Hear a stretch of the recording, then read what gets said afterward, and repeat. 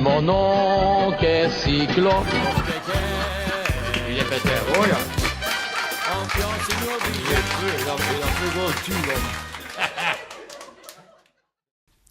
Bonjour à tous et soyez les bienvenus chez Henri Golland qui a la gentillesse de nous recevoir chez lui, dans sa maison à Marcinelle pendant quelques minutes. Vous, ses amis d'Internet qui avez l'occasion de prendre de ses nouvelles régulièrement par l'intermédiaire de cette page Facebook, eh bien nous allons vous en donner en live, si je puis dire, puisque j'ai la chance d'avoir à mes côtés Henri Golland. Henri, bonsoir. Bonsoir. Et merci de nous recevoir. Oh non, c'est normal un peu. Bon, vous savez, il y a tellement de gens qui viennent sonner à la porte pour avoir des trucs et tout ça comme ça. Et puis ça m'intéresse, c'est bien. Je pense que votre public sera heureux de vous voir là comme ça par l'intermédiaire de Facebook. Je voudrais vous demander, vous avez eu une carrière pour le moins atypique. Vous êtes né à Montigny-sur-Sambre. Vous avez fait vos études à Charleroi, donc juste à côté, à l'Université du Travail de Charleroi, fréquentée par beaucoup de jeunes de la région. Et puis, qu'est-ce qui fait qu'un jeune comme ça de 20 ans qui se destine à la sidérurgie, tout à coup prend une toute autre direction et décide de monter sur scène, de chanter, de jouer la comédie, de faire des sketchs? C'était la fin de la guerre. Et moi, j'étais seul avec ma maman, puisque mon père m'avait abandonné à l'âge de 2 ans. Et maman était couturière, elle était presque jamais là. Et moi, j'étais élevé par mes grands-parents, qui, eux, parlaient même pas le français. Ils parlaient que le wallon. Et je pense que ça m'a servi parce que je parlais plus le wallon que le français quand j'étais petit. Parce que je parlais avec mon grand-père et il m'apprenait les mots, tout le bazar comme ça. Et puis après, ça a été le français à l'école. Et ils ont jugé que j'étais aussi fort en français qu'en wallon. Alors bon, j'ai dit, ben voilà, ça va me servir pour mes refrains et mes couplets, quoi. Est-ce que c'est vrai que tout a démarré à l'armée? Oui, j'étais le grand marrant à l'armée parce que quand on défilait dans les rues en Allemagne, c'est moi qui sortais Elle nous avait tout des promis, tous des trucs comme ça en wallon. Et ça faisait rigoler tout le bataillon. Et le sergent, je ne sais pas s'il l'avait dit au lieutenant, mais un jour, je me suis appelé au colonel et qui me dit j'ai appris que vous étiez l'amuseur numéro 1 dans le bataillon. Qui me dit est-ce que vous ne pourriez pas faire un spectacle à la Noël pour les parents des officiers qui sont ici en Allemagne et la troupe? Bah, j'ai dit, écoutez, moi je suis tout seul, mais essayez dans le bataillon pour voir s'il n'y a pas un accordéoniste ou un pianiste ou des gens qui savent faire quelque chose, quoi. On a monté une troupe de théâtre parce qu'il y avait des gens qui faisaient du théâtre. Et puis après, on a fait un genre de spectacle. Il y avait un fils de forain qui savait jongler et toutes des histoires comme ça. Bon, bah, on a monté ça, tout le monde a été ravi. Et puis après, quand je suis revenu, je me dis, tiens, on me demande pour faire du théâtre avec des jeunes, des copains. Et je suis rentré dans le théâtre. J'ai fait une opérette, l'Auberge du Cheval Blanc Wallon. Et j'ai fait rigoler l'auteur, Jean Duisance, parce que je faisais le facteur là-dedans. Et à un moment donné, j'entrais en scène et on me demandait, vous avez du courrier, facteur? Oui, du courrier. Et c'était un samedi soir. Et Dieu le rappelait pour. J'avais ajouté ça au texte. Et en trac, l'auteur, il me dit mais ça, c'était pas dans le texte, ça qui fait. Mais enfin, ça a fait rigoler tout le monde, je te pardonne. Alors, après ça, vous avez été présentateur, animateur de spectacles. Ça se faisait beaucoup à l'époque, les artistes. On a monté une troupe de cabaret qui s'appelait les Comédiens de la chanson, parce qu'on venait tous de la comédie. Hein. Et ça a très bien marché. On avait des spectacles en vue et en voilà, ça n'arrêtait pas. Un jour, on nous a demandé si on ne savait pas faire le clown pour les enfants avant nous. Moi, j'ai dit non, mais enfin, je peux essayer de trouver. Et je suis allé trouver une agence de Marcinelle, l'agence Tony, un brave monsieur. Et alors, il me dit, vous voulez des clowns, pourquoi faire? Ben, je lui explique qu'on a une troupe de théâtre. On nous demande, et qu'est-ce que vous faites, vous, dans la troupe? Il me fait, moi, je suis l'animateur, présentateur. Ben, j'en cherche un, qui me dit. Ça vous intéresse? Je dis oui. Et je suis entré dans l'agence Tony, et puis après, ça a continué. Jusqu'au jour où le père Tony est mort, j'ai repris l'agence, j'ai continué à faire des spectacles, et j'avais toutes les plus grosses fêtes de Wallonie, mais je gênais une énorme agence de Jumet, l'agence Maurice Moreau Junior, qui un jour m'a téléphoné, il m'a dit, écoute, on ne va pas continuer à se bagarrer, on va s'associer et on va tout bouffer. Et c'est ce qu'on a fait. Alors lui, il commençait déjà avec quelques vedettes. Et après, ça a commencé à évoluer. Ça a été des énormes vedettes. Alors Henri, vous avez écrit il y a peu de temps de cela une autobiographie qui a d'ailleurs un très bon titre puisque ça s'appelle Une vie en rigolant. Et dans cette autobiographie, eh bien, vous racontez toutes ces rencontres que vous avez eues avec toutes ces idoles des années 60 et 70, à l'époque où vous étiez animateur-présentateur. Vous les avez tous rencontrés, hein, d'Alida à Claude François, en passant par Rick Azaray, Sacha Distel, Georgette Plana. Vous les avez tous vus, hein? Oui, j'ai vu Bourvil un jour, et à l'entrée, je vais le demander quand est-ce qu'il commence. Il dit, je commence pas. Vous ne commencez pas? Non, il dit, moi, j'ai pas l'habitude de travailler dans une salle qui n'est pas pleine. Alors moi, le président me dit, qu'est-ce qui se passe? Il dit, je vais pas. Pourquoi? Parce que la salle n'est pas pleine. Alors, je vois les dirigeants de la salle sortir dehors, faire rentrer les gens qui passaient dans la rue, avec leur filet en provision. Il les faisait rentrer et s'asseyait. Et puis, quand il est venu au rideau, il a dit, bon, maintenant, ça va, la salle est pleine, je commence. Il a commencé. Et puis, les gens partaient parce qu'ils devaient rentrer chez eux. Alors après, il y a eu une carrière quand même en solo. Et tout à l'heure, vous me disiez, moi, je pensais que vous aviez écrit 200 ou 300 textes. Vous m'avez dit plus de 1000 textes en wallon et en français. J'ai écrit ma 1456e œuvre, puisqu'ils appellent ça des œuvres à la Sabam. Donc des sketchs, des chansons en wallon et des chansons en français. Et j'ai calculé dernièrement, il y a 86 personnes qui chantent ou qui jouent même, des accordéonistes qui ont enregistré mes musiques de mes chansons, une histoire comme ça. J'ai calculé dernièrement, je suis à mon 57e album. Incroyable quand même ça. Je peux vous dire qu'il y a beaucoup d'artistes de la nouvelle génération qui voudraient n'en faire que la moitié. Pour pouvoir respirer, nous allons leur payer des vacances à l'année. Si nos emmerdes partaient en vacances, en emmenant nos stress et nos belles-mères dans les bouchons sur les routes de France, on n'aurait plus de billes.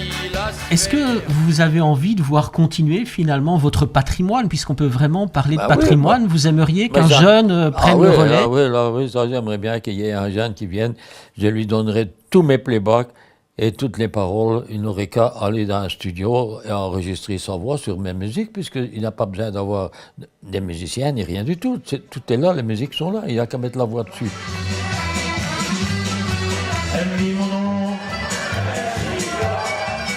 Il pédale, il va pied, il est tout désolé, il moule des kilomètres, en Australie, des yes-musette, il dit fouillesse en bonne santé, c'est ce vélo qu'il faut aller.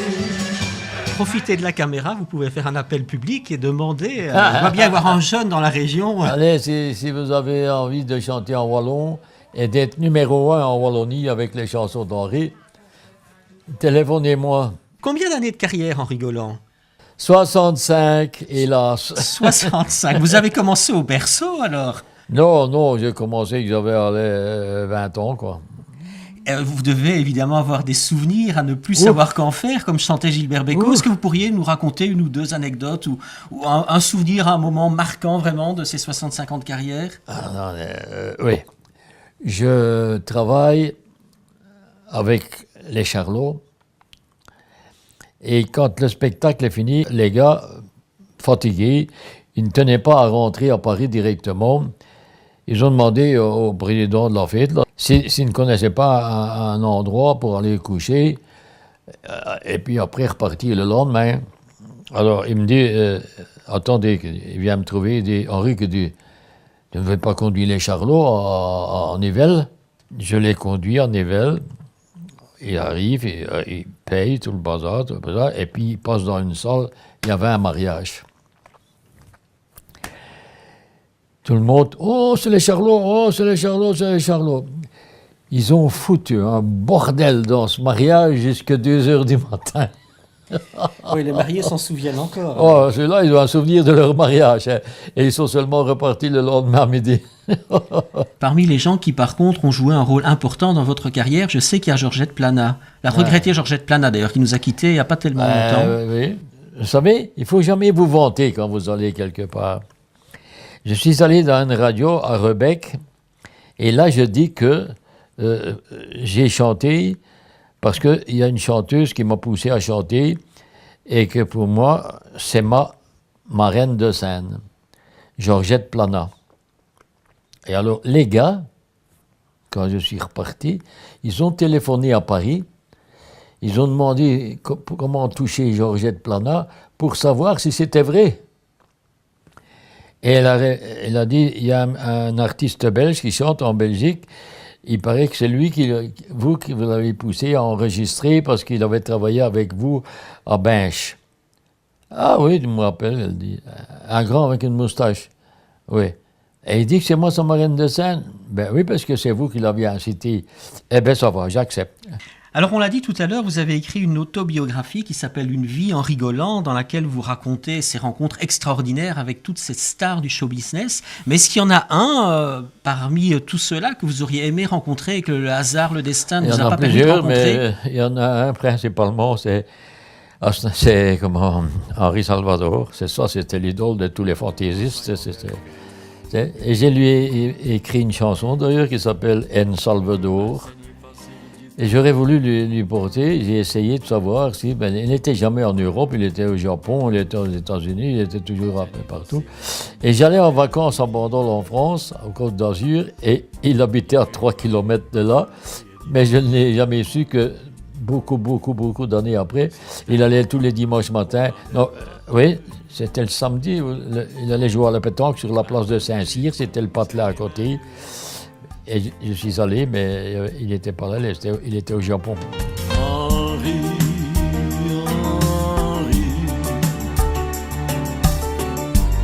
c'est vraiment tu es le plus fort. Henri,